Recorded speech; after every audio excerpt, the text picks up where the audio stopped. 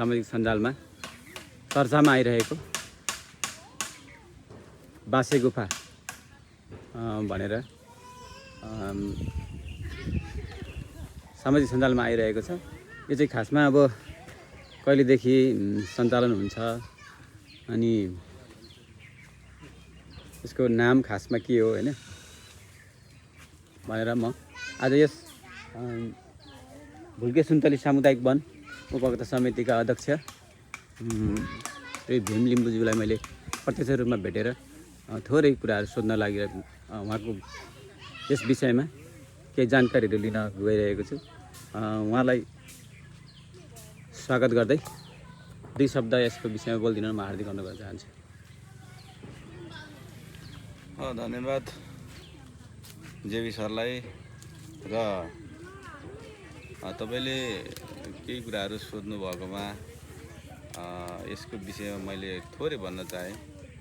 यो हामी आउँदै गर्दाखेरि यो चीज एकदम देख्दाखेरि लाभरेस अवस्थामा देखेको थियौँ।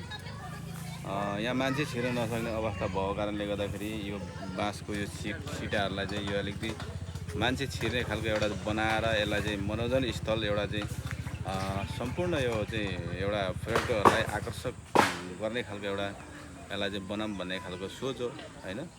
हाम्रो यो यसको कार्ययोजना पनि बनिसकेको छ, सिमसारको कार्ययोजना पनि बनिसकेको छ। त्यसै अन्तर्गत यहाँनिर सम्पूर्ण भाइहरूले चाहिँ यहाँ वरिपरिको स्थानीय भाइहरू यहाँको उपभोक्ता भाइहरूले चाहिँ यहाँनिर चाहिँ यो सरसफाइ गरेर मजाले चाटकचिटिक्क बनाउँदैछ। यसको ओपनिङ अब चाँडै नै हुन्छ र बिस्तारो यसलाई चाहिँ कसरी यसको विज्ञापन गर्ने प्रचार गर्ने भन्ने कुराहरूमा हामी लागिरहेछौँ र यसको सबै विधिपूर्वक सबैजना लागेर सम्पूर्ण यो हाम्रो चाहिँ समितिका टिमहरूदेखि लगेर उपभोक्ताहरू लगायत स्थानीय हाम्रो तहका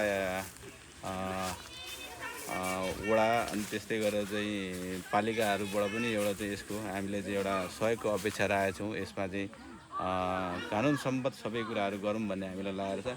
केही समयमा केही अब 2-4 दिनमा नै यसको एउटा चाहिँ ओपनिङ हुने एउटा कुरा म तपाईँलाई जानकारी गराउन चाहे। हवस् त, धन्यवाद। हस्, धेरै धेरै धन्यवाद।